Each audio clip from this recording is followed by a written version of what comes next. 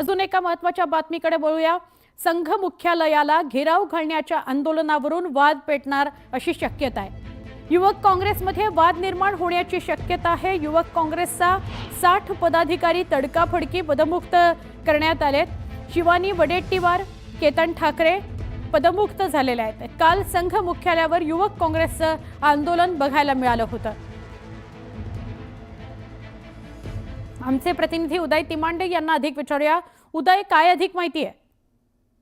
खरं तर काल युवक काँग्रेसकडून जे आहे ते राष्ट्रीय स्वयंसेवक संघावर आंदोलन करण्यात आलं होतं। मोहन भागवतांनी जे वक्तव्य केलं होतं की देशाला राम मंदिर बांधल्यानंतर स्वातंत्र्य मिळालेलं, त्या वक्तव्याला घेऊन जे आहे ते युवक काँग्रेसकडून काल आंदोलन करण्यात आलं होतं। आणि या आंदोलनासाठी जे आहे ते युवक काँग्रेसचे राष्ट्रीय अध्यक्ष स्वतः तिथे उपस्थित राहणार होते आणि प्रदेशातले पदाधिकारी देखील राहणार होते।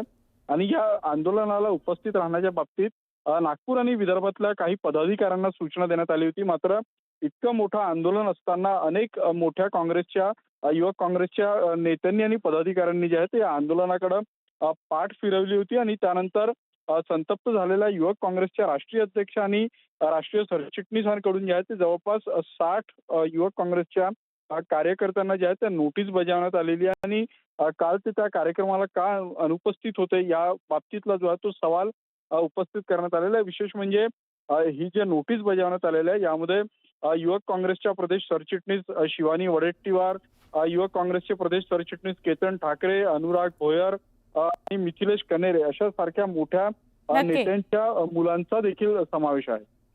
नक्की, धन्यवाद उदय माहिती दिल्याबद्दल।